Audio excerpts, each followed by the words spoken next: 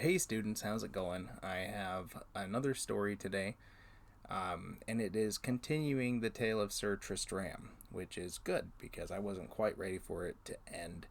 Uh, I want to see a happy ending with Tristram and Isoude, and so I'm hoping that these stories go on at least long enough for us to get some good resolution to that story. But who knows? Maybe they won't have a happy ending.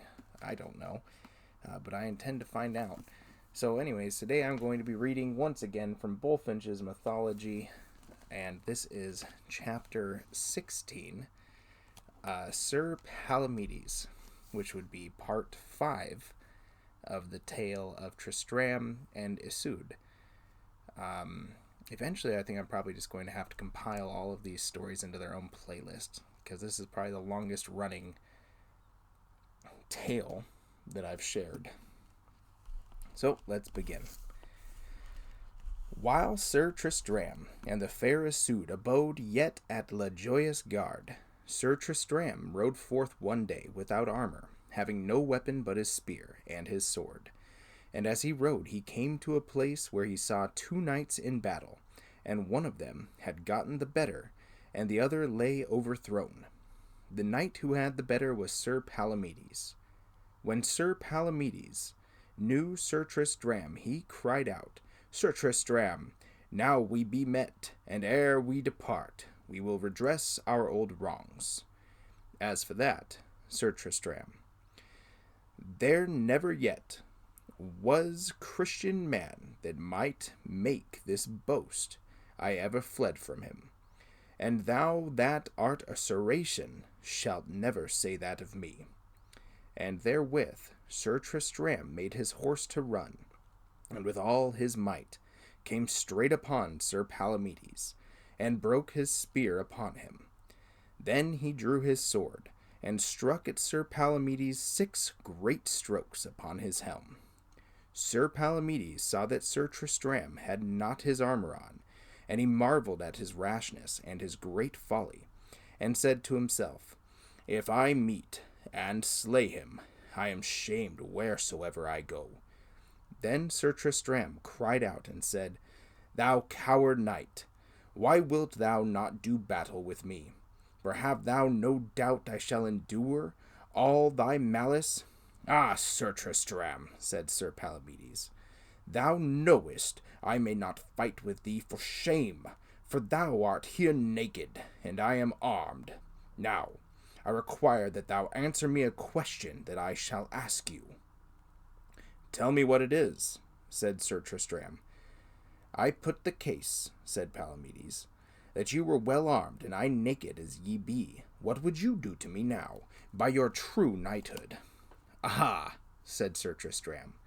Now I understand thee well, Sir Palamedes, and as God bless me, what I shall say shall not be said, for fear that I have of thee. But if it were so, thou shouldest depart from me, for I would not have to do with thee. No more will I with thee, said Sir Palamedes, and therefore ride forth on thy way. As for that, I may choose, said Sir Tristram, either to ride or to abide. But, Sir Palamedes, I marvel at one thing, that thou art so good a knight, yet that thou wilt not be christened. As for that, Sir Palamedes, I may not yet be christened, for a vow which I made many years ago, yet in my heart I believe in our Saviour, and his mild Mother Mary. But I have yet one battle to do, and when that is done I will be christened with a good will. By my head, said Sir Tristram, as for that one battle thou shalt seek it no longer, for yonder is a knight, whom you have smitten down. Now help me to be clothed in his armor, and I will soon fulfill thy vow. As ye will, said Sir Palamedes, so shall it be. So they rode both unto that knight that sat on a bank, and Sir Tristram saluted him, and he full weary saluted him again. Sir, said Sir Tristram, I pray you to lend me your whole armor, for I am unarmed, and I must do battle with this knight. Sir, said the hurt knight, You shall have it, with a right good will. Then Sir Tristram unarmed Sir Galeron, for that was the name of the hurt knight, and he, as well as he could, helped to arm Sir Tristram.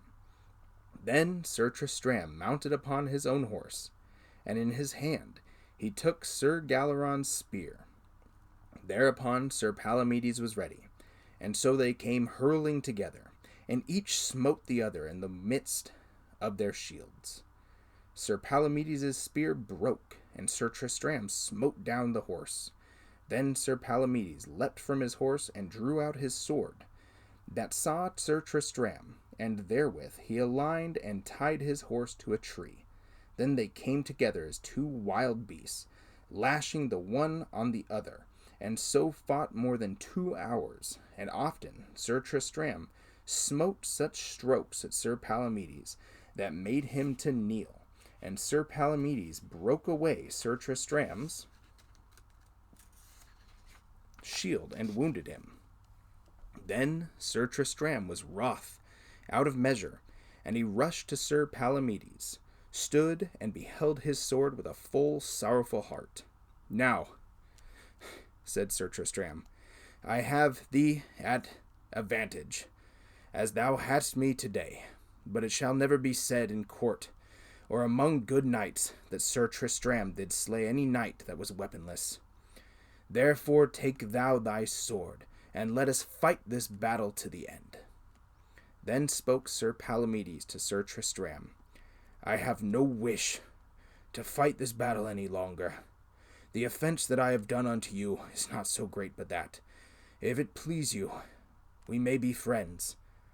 All that I have offended is for the love of the queen, la belle Isoude, and I dare maintain that she is peerless among ladies, and for that offense you have given me many grievous and sad strokes, and some I have given you again. Wherefore I require you, my lord Sir Tristram, forgive me all that I have offended you, and this day have me unto the next church, and first I will be clean confessed, and after that see you that I be truly baptized, and then we will ride together unto the court of my lord, King Arthur, so that we may be there at the feast of Pentecost. Now, take your horse, said Sir Tristram, and as you have said it, so shall it be done. So they took their horses, and Sir Galeron rode with them. When they came to the church of the Carlisle, the bishop commanded to fill a great vessel with water, and when he had hallowed it, he then confessed Sir Palamedes clean, and christened him, and Sir Tristram and Sir Galeron were his godfathers. Then soon after they departed, and rode towards Camelot, where the noble King Arthur and Queen Guinevere were keeping a court royal. And the king and all the court were glad that Sir Palamedes was christened. Then Sir Tristram returned again to La Joyeuse Garde, and Sir Palamedes went his way. Not long after these events, Sir Gawain returned from Brittany, and related to King Arthur the adventure which befell him in the forest of Broceliande, how Merlin had there spoken to him, and enjoined him to charge the king to go without delay upon the quest of the Holy Grail. While King Arthur deliberated, Tristram determined to enter upon the quest, and the more readily as it was well known to him that his holy adventure would, if achieved, procure him the pardon of all his sins. He immediately departed for the kingdom of Brittany, hoping there to obtain from Merlin counsel as to the proper course to pursue to ensure success. All right. That wraps up chapter 16, as well as part 5 now, I think, of our Tales of Sir Tristram and Isoude. The next story that I will be reading from Bullfinch's mythology, no promises if that's the next story I'll be reading, period, is titled Sir Tristram. Chapter 17, Sir Tristram. So I'm pleased to say that this story is not quite over, and with any luck, we'll be able to get some sort of conclusion on the story here soon as it relates to Sir Tristram. So that's going to do it for today. Anyways, I'm going to log off now. Students, I hope that you stay happy, stay healthy, and stay in the pursuit of knowledge. Bye-bye.